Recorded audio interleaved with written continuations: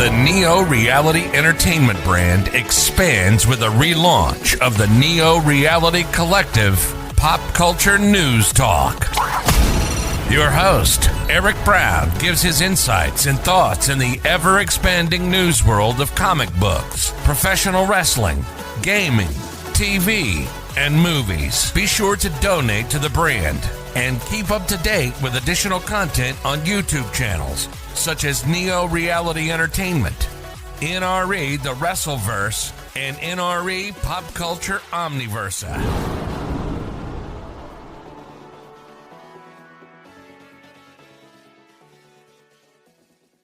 Today's edition of Neo Reality Collective is brought to you by Anchor.fm, a free distribution service podcasting hosting platform that allows you to record your podcast on your phone or computer. Anchor will distribute your podcast for you so it can be heard on Spotify, Apple Podcasts, Google Podcasts, and so much more. You can even make money from your podcast with no minimum listenership. It's everything you need to make a podcast in one place. Download the free Anchor.fm app or go to Anchor.fm to get started today. Thank you and enjoy the episode. Welcome back, everyone, to Neo Reality Collective. I'm your host, Eric Brown, and this is the first official episode in a long while since, well, we got busy with reviews and I had to reorganize some things and plans to upload the episodic ones onto YouTube down the road. And I thought, we gotta get back into something. I've been planning to do an episode for a while. I just kept getting delayed, and sleeping patterns getting messed up in my personal life. So, yeah, we're kind of in the situation on that. Still having an issue on that. But let's finally talk about a subject. We're going back to the subject matter that's newsworthy and whatnot, and I was waiting for some more details about this to come out. Originally, I was going to do a trailer-based reaction type stuff and talk about it, but not really in the vein that's usually done. But that also went off the haywire because one of them was going to include Spider-Man No Way Home, and whatnot. But I wanted to get back into things, and as we go, and I finally had to rewatch The Mandalorian Season 1 and 2. Love that. You'll get my full episode review thoughts later down the road, but let's go into thousands of years ago in the distant past.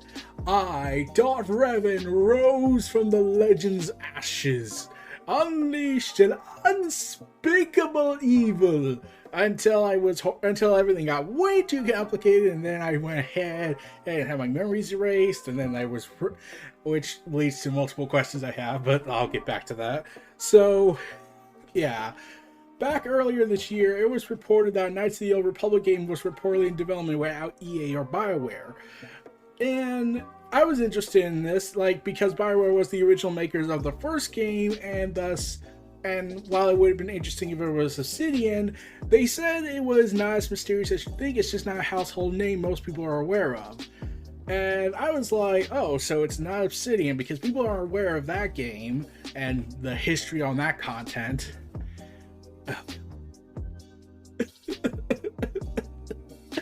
Oh god, Knights of the Old Republic 2 had so many content.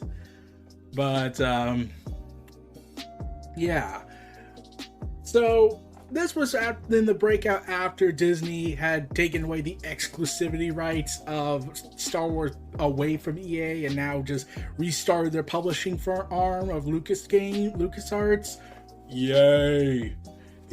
I mean, it shouldn't have been shut down out of the way, and now they're going to be more like forming the treasure trove to all developers who want in on it and whatnot.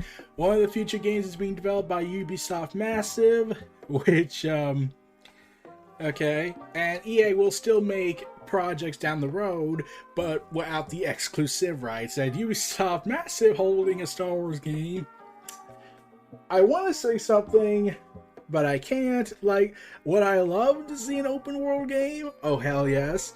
Would I love it if it was anyone but Ubisoft or Activision Blizzard? Most definitely, given what's come out about them and my uncomfortableness about the subject.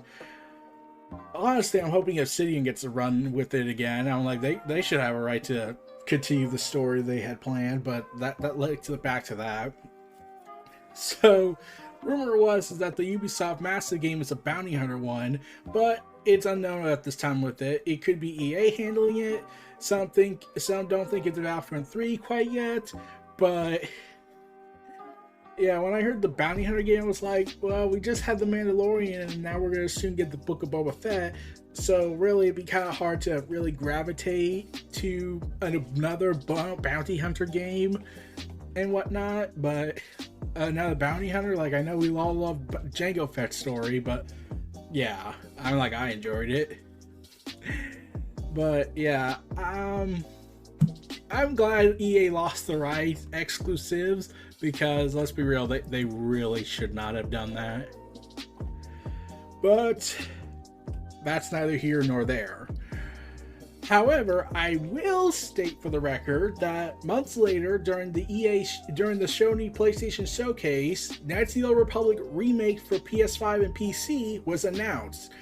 It's handling, and it's not developed by EA, it's not developed by Activision, it's not developed by Ubisoft, it's developed by, if I can pronounce it right, I would, but I feel like I might make it horrible wording and contextual wise. Okay, basically it's the guys who ported the Old Republic games onto mobile and to Switch and all that. And that was like,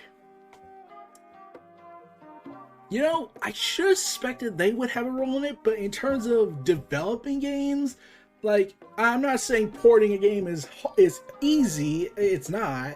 I can understand that, but like, I don't know how to feel about them. They have done stuff with Republic Commando, Jedi Outcast, and have ported over the games of Old Republic. But I don't know if, you know, they're like, you know, the people I would suspect that would be behind certain stuff like that. But yeah. In terms of developments in the history,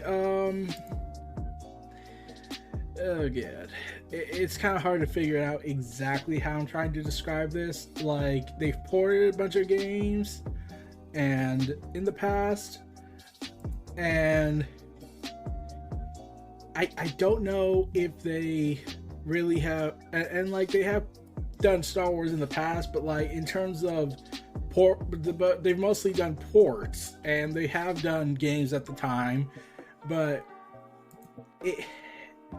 I'm not really sure how I feel about them being gifted the power to control the stuff. I mean, like, they could probably surprise me and whatnot. They've done it, so I'll give them a chance on that. But I'm just a little worried and whatnot. But I'm not 100% certain with them on them being the ones who do this project. I'm like, they might shock me, I don't know. But yeah, there is another piece of news I do want to point out about this. So since they announced it, they announced the trailer, which is highlighting that Revan is back and he's coming back to kick ass and whatnot and take names. And it's a remake, so they say it would be from the ground up, following on from their previous efforts, Republic Commando and Jedi Outcast. The trailer shown during today's PlayStation Showcase showed Darth Revan igniting his lightsaber with an ominous voiceover. And yeah. So this is confirmed to be an early development, and the work has been happening on the title for a little while in close collaboration with Lucasfilm Games, or LucasArts, the executive producer of Lucasfilm Games and the producer of the studio. Says the team is taking its time to balance the weight of fan expectation, authenticity to the original, and as well as any necessary changes or updates. So you're going to retcon out the whole "we had it first" before Disney did, where they introduced a LGBT character in 2004 before it, though they didn't really make it obvious, or like you had to do certain paths to get that knowledge of it, but it was canon. But you know, we're gonna ignore that because that wasn't overt, and therefore it doesn't count according to Disney, because that's the other Star Wars timeline. By the way, yeah, they totally did that. Like, I remember, well, I can't remember which Star Wars new canon book, I think this was during the films, where people were praising Star Wars for finally having an LGBT character, and I was like, I think Knights of the Old Republic 1 did that. I'm like, they didn't make it obvious you had to do certain paths to get it, or play a female Revan, but it was there. So, what the hell, everyone? Oh, God. Like, I don't know what was going through at the minds at the time, but, yeah. This is said to be a ground-up recreation of the game. Now, I get the feeling it's going to be like Final Fantasy Remake, but whereas Final Fantasy VII Remake was more of a secret sequel, as I view it as, and kind of hinting it's branching off into alternate timelines. But Knights of the Old Republic Remake is a standalone product, but there's just two major things about this. One is, will this one of the things that were brought up that they're bringing back certain people like Jennifer Hale as Bastila, so yay! The lead producer announced that, along with other members of the old crew coming back, except for some, like, sadly, Tom Kane can't return for the remake due to serious health retirement reasons. God damn it. Yeah, he suffered a stroke at the end of 2020 that left him with the right side weakness and damage to his speech center of his brain. And, yeah. He asked to retire. He voiced Vandar and other characters. And also, the person who voiced Canderous, aka Mandalore the Preserver, in the sequel timeline, in the Knights of the Old Republic 2 timeline and Knights of the Old Republic 1, is quite passed away several years back. So he's not coming back, obviously, for various circumstances. But there is another thing I wanted to point out about this. Let's get to a little ad break, and I will go ahead and explain something else about the remake that's been also being speculated about, and what I'm kind of hoping for they can do. See you after the break, everyone. Back, everyone, from break. Let's get right into this. So, one of the other things that was brought up about Knights of the Old Republic Remake is that there's speculation, not confirmed, despite the above teaser and no idea what the plans are, or other than the Jedi Civil War is coming back. There are news on the project that was leaking out at the time, and there's been now speculation that the remake will actually include parts of both Knights of the Old Republic 1 and Knights of the Old Republic 2, and also establish some lore from those games in the official Star Wars canon. This is something Disney seems to be keen on, as it spins off Star Wars off into new books, shows, and movies and games.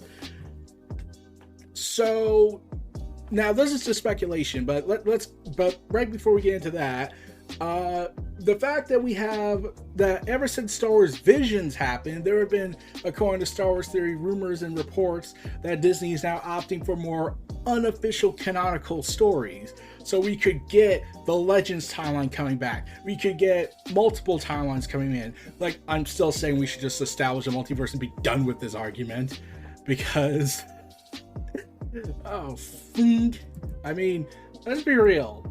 Like, they have to think about this at this point. Like, Marvel just did it with their MCU stuff. They've recanonized every Marvel movie now, especially with No Way Home's trailer ending, and what they did in another Marvel Sony-based movie. Oh boy. Think of that what you will. But I'm once again wondering, which universe does this take place in? Is this a remake of the Old Republic timeline? Is it the Legends timeline? Is it the new canon timeline? Like, we don't know that yet. We haven't been officially confirmed on that stuff. And with Star Wars Vision's success, there were rumors going around that they might make more timelines, essentially, nor unofficial canons, so we can get alternate timelines. We can get our own what if show. Oh, that Star Wars done. I recommend we hire that guy from Star Wars Elseworlds to go ahead and rate and do the project, because damn it, he's the best guy we got for this. I'm like, Disney has hired people from the YouTube space. They even rehired that guy that went ahead and fixed up the Luke face much better than the multi-billion-dollar conglomerate can do, which is unbelievably sad. But at least they acknowledge We are unbelievably sad, and thus we will hire this person. I digress. But yeah, Knights of the Old Republic Remake is now said to be might include speculatory talk, Knights of the Old Republic 1 and 2, or at least parts of them, in order to make it a more complete experience. Okay, so here's the thing about Knights of the Old Republic 2, when you say, oh, it might include parts of both. Okay, I just have one question. Which one? Because there is a horrible ton of cut content from Knights of the Old Republic 2. Like, I had to save this article, like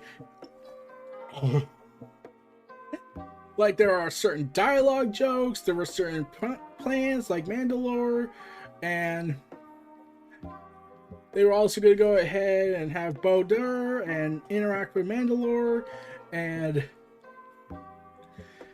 how the Exile was supposed to die in this and then was coming back. And there was also going to be random HK-50s randomly. If HK-47, then he was to capture one and torture it to reveal the location of my HK-50 factory. There was Kreia not being a fan of droids. So, yeah. Like, there was a lot of stuff. Like, I'm only scratching the surface. Like, there were going to be holocrons people found. Like, Atten would ask about, could lie about his past and later tell Kreia about it. They were going to explore more of Anton and Kreia's plot together. And there was supposed to be, like, Kreia sensing Sion's presence. Like, I'm saying, this is just small stuff or big plot stuff they could do. But they were also going to have a scene where Bo-Dur could die. They were going to have the HK factory be explored, where he could turn the HK-50s and HK-51s to his side, upgrade his power, blow them all up, and this will ultimately determine the final fate of Malachor 5. And like I said, so they established that Revan and whatnot were becoming canonized in the new canon, and they did bring Malachor back. Though, like I said, like I mentioned, Malachor 5. So theoretically, you could still have another Malachor that was just happening to be devastated by Jedi and Sith, and the other one be devastated by Jedi and Mandalorian with Sith in the background manipulating everything. And yeah, we also were supposed to get a lost Padawan to meet. We were going to see Mandalore the Preserver unmasked. We were also going to get an entire planet of storylines, but then that was an entire droid planet. Yeah. Oh man, that was not going to end well. More stuff like Godo and all his plans he had in mind, and how apparently there was a plan with the Wookiee character if you went dark side, where the Wookiee was going to sacrifice his life, where he would throw the Exile onto the Ebon Hawk as Malachor destroys itself, much like, but they cut that out because they said, well, we're killing out Chewbacca in a pretty similar fashion at the time, so we can't do that.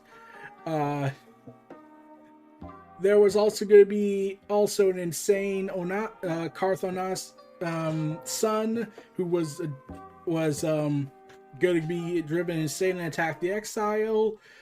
Yeah. But yeah. And then you were also going to have more companions show up, and he was later replaced by the Disciple.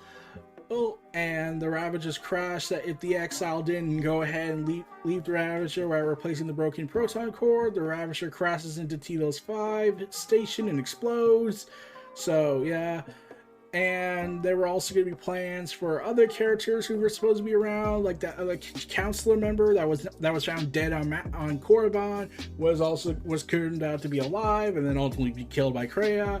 And there were multiple Star Wars restoration projects, which would be massive. And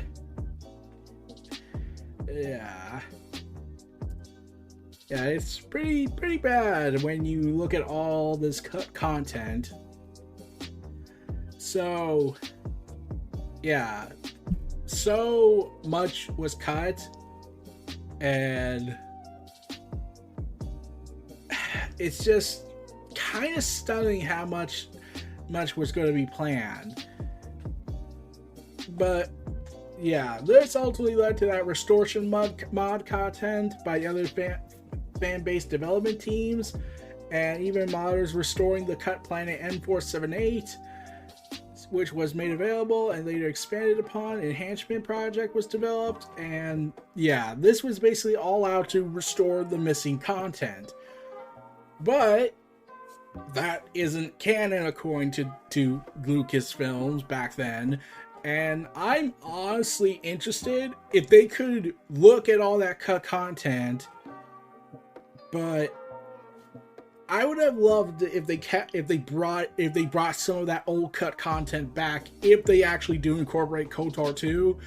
And another thing about the game I've been worried about, since Disney has become so obsessed with canonizing everything, it's not going to be more of that player choice that we got like we did in the old Republic original games. Whereas there was an official canon, and we still were allowed to craft our own story, do our own choices and whatnot, and ultimately do whatever we want. So I was like, as I was thinking about this video, when I was thinking about it, I was like, okay, so I know they have a canon status on this, and everything has to fit together, everything must be connected, everything must matter. So this is what I was thinking. Why not make two separate playthroughs? One called the canon version, which basically means that you play as the canonically defined character, and in the separate version, you make a separate timeline kind of thing where you have your own story and you can change the character's gender and you can go ahead and change the outcomes of everything. But there is an official canon version out there that we could still play, but we still get our own choices throughout, like we did with the Old Republic. In fact, now that I think about it, what does Star Wars The Old Republic do with this? Like, since that's still being really developed by BioWare still to this day. And what does this mean if KOTOR 2 is part of this game, or at least elements of it? Will we see Kreia? Because, for God's sakes, I want to see Kreia back. Because, let's be real, Kreia is one of the most interesting written characters in Star Wars. She's basically, hey, what if we did the Last Jedi deconstruction, but we actually did it good before there was even an idea for Last Jedi? Yeah. So, yeah. Ultimately, I was hoping that we would go ahead and see Kreia again. She never shows up in any other material outside of Knights of the Old Republic 2, which is honestly unique, because you would think with a character as popular as her, they would be Lucasfilm and LucasArts would have been really wanting to bank on that. I'm kind of amazed they never did, so I gotta give them credit. They threw that money treasure trove and milked the holy hell out of her.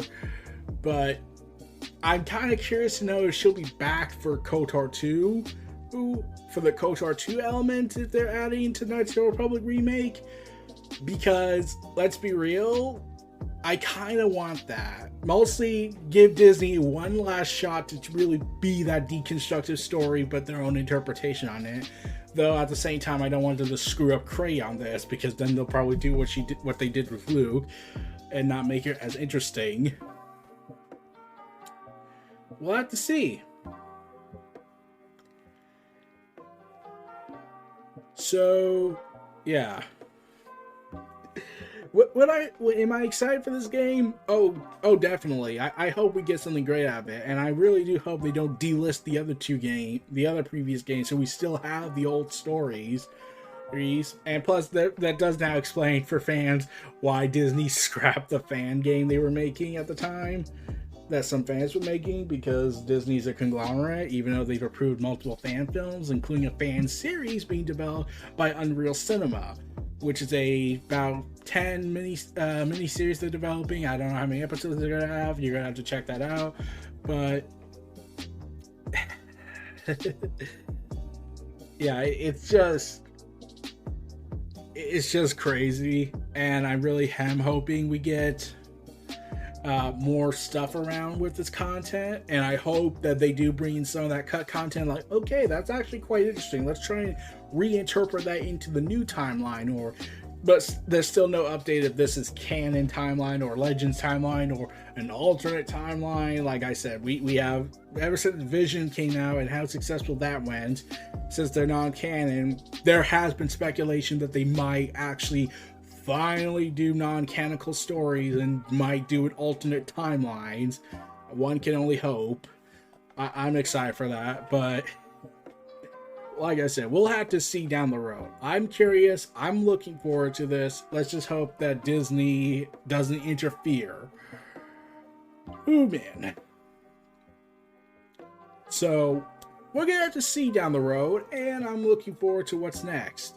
Also, if they do bring back the character who played Mandalore the Preserver, but the actor has to be replaced, I'm curious to know if they reference him later in the Clone Wars, since, well, the clones are, quote, Mandalorian clones, which is Mandalorian actually fixed, so that still counts.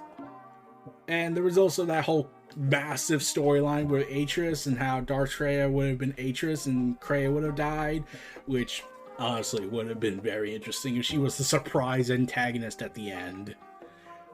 But we'll have to see. Oh man. But we're gonna have to see where this goes, and I'm looking forward to it. We'll have to see. I'm looking forward to more updates. I would honestly wait a long period of time when developing this, if you're including both versions of both the sequel and the original game in this, because that would make for a much massive project. So we'll have to see. I'm looking forward to it. I hope for you all do it. This is Neo Reality Entertainment of Neo Reality Collective signing off. Eric Brown, your host. Stay tuned for more, and let's signal you all out, everyone. Take care. Be sure to donate to the brand and keep up to date with additional content on YouTube channels such as Neo Reality Entertainment, NRE The Wrestleverse, and NRE Pop Culture Omniverse.